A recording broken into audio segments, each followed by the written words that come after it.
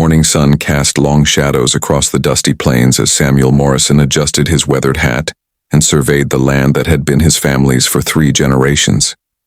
At 62, his hands bore the calluses of countless seasons, and his eyes held the wisdom that comes only from living close to the earth and its rhythms. The drought had been merciless that summer of 1892, and many of the smaller homesteads had already been abandoned. Samuel had watched good families pack their wagons and head east with defeat written across their faces. It was a sight that never stopped breaking his heart. On this particular morning, as he prepared to check the northern fence line, Samuel heard something that made him pause. It was a sound that didn't belong to the usual symphony of wind and cattle and creaking timber. It was the sound of sobbing carried on the breeze, like a prayer desperate for an answer.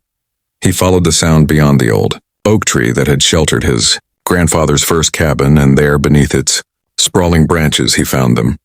2 young women huddled together, their arms wrapped around each other as if they were trying to become invisible. Their dresses were torn and stained with dust and something that looked like dried blood. Their faces were streaked with tears and terror. The moment they saw him approaching, both women shrank back against the tree trunk.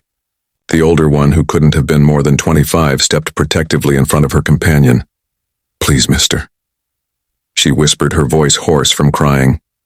"We don't mean no harm. We'll move on if you want us to. Just please don't hurt us." Samuel stopped walking and slowly removed his hat, holding it against his chest in a gesture his mother had taught him was proper when speaking to ladies. His heart was already aching for whatever had brought such fear into their eyes. "Ma'am," he said gently, keeping his voice as soft as he would use with a spooked horse. "Nobody's going to hurt you here. My name is Samuel Morrison, and this is my land. You're safe now." The younger woman, who appeared to be barely out of her teens, began to sob harder. "They'll kill us all," she cried, her words barely intelligible through her tears. "They said they'd hunt us down like animals and kill us all." Samuel felt his hands begin to shake as the full horror of what these women had endured began to dawn on him.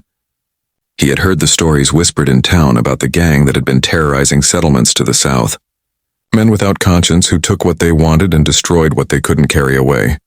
"Ruth," the older woman said, placing a protective hand on her sister's shoulder, "don't speak of it. Not yet." Samuel knelt down in the dust, bringing himself to their eye level. In his decades of ranching, he had learned that frightened creatures needed to see you as less of a threat before they could begin to trust. "Name is Samuel," he repeated, "and I'm guessing you ladies have traveled a long, hard road to get here. Would you allow me to offer you some water and a place to rest? My house isn't much, but it's got strong walls, and my wife Martha makes biscuits that could convince an angel to give up heaven."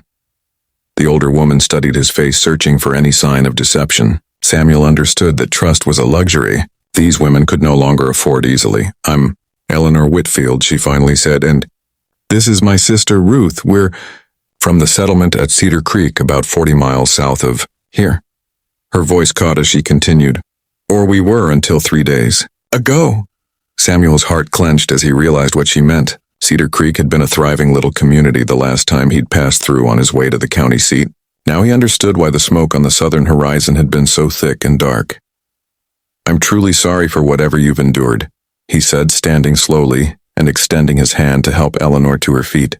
"But you're here now, and that means you're under my protection. I give you my word as a Morrison that no harm will come to you while you're on my land."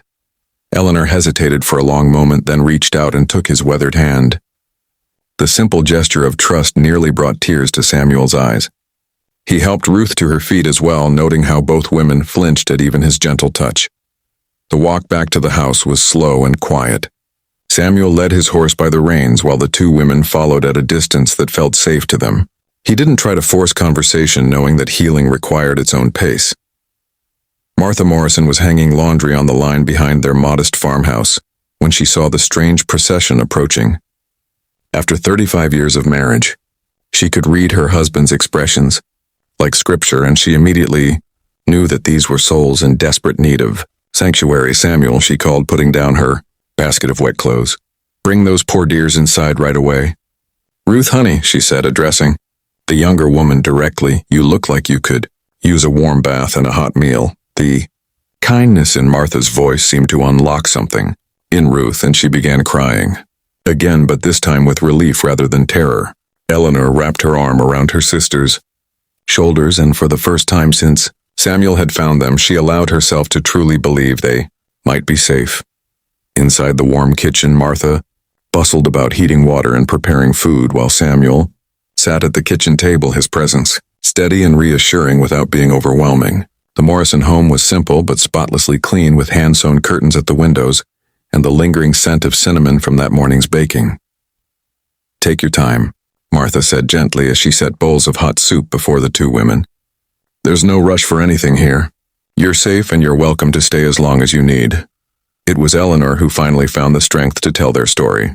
She spoke in quiet, measured tones about the men who had descended on Cedar Creek like locusts, how they had taken everything of value and burned what remained, how some families had escaped into the hills while others had not been so fortunate. "We hid in the root cellar for 2 days," Eleanor explained, her hand trembling as she lifted her spoon. "When we finally came out, there was nothing left. Nothing at all." Ruth had barely touched her soup, but she managed to whisper, "They said they knew about other settlements. Said they were going to keep moving north until they'd cleaned out every farm and town between here and the border." Samuel felt that familiar shake in his hands again, the same tremor that had seized him during the war when he'd seen too much death and destruction for any man to carry. But now, as then, he pushed down his own fear and focused on what needed to be done. "They won't reach here," he said with quiet conviction, "and even if they tried, they'd find this valley well defended." Over the following days, Samuel proved true to his word. He rode to every neighboring ranch and farm, spreading word of the approaching danger, but more importantly, organizing a network of mutual protection. The Morrison Ranch became an unofficial headquarters where families brought supplies and shared information. Eleanor and Ruth slowly began to heal under Martha's gentle care. Eleanor revealed that she had been a schoolteacher in Cedar Creek, and Ruth had worked in the general store helping their widowed father run the business. They had been planning Eleanor's wedding to the blacksmith's son when their world was destroyed in a single night. James was away in Denver buying supplies. Eleanor told Martha one afternoon as they worked together in the garden, "He doesn't even know what happened. Doesn't know if I'm alive or dead." Martha squeezed Eleanor's hand as they knelt among the tomato plants. "Then we'll find a way to get word to him. Love finds a way, dear. It always does." Samuel had been watching Eleanor carefully over the past week, and he could see the strength returning to her shoulders, the way she carried herself with increasing confidence. She reminded him of Martha in many ways, possessing that quiet resilience. That was the backbone of frontier life. One evening, as they all sat on the front porch watching the sunset paint the sky in shades of gold and crimson, Eleanor turned to Samuel with a question that had been weighing on her mind. "Mr. Morrison," she said, "why did you help us? You didn't know us from anyone. We could have been criminals ourselves for all you knew." Samuel rocked slowly in his chair, considering his answer carefully. "Well, Miss Whitfield, I reckon it's like this. My grandfather used to say that kindness isn't something you do because you expect something back. It's something you do because it's who you choose to be." He paused, looking out over the land that had shaped 3 generations of his family. "This country is hard enough without us making it harder on each other. When someone's in trouble and you have the means to help, well, that's not really a choice at all. That's just being human." Ruth, who had been quietly listening from her place on the porch swing, spoke up for the first time in days. "Our father used to say something similar. He said that kindness was like planting seeds. You might not see the harvest yourself, but you're making the world a little more fertile for goodness." Martha smiled from her rocking chair beside Samuel. "Your father sounds like he was a wise man." "He was," Eleanor said softly. "He taught us that courage isn't about not being afraid. It's about doing what's right even when you are afraid." The words hung in the evening air like a benediction, and Samuel felt something shift in his chest. These young women had lost everything, yet they still spoke of kindness and courage. They still believed in the possibility of goodness despite having witnessed its opposite. As the days turned into weeks, the makeshift community that had formed around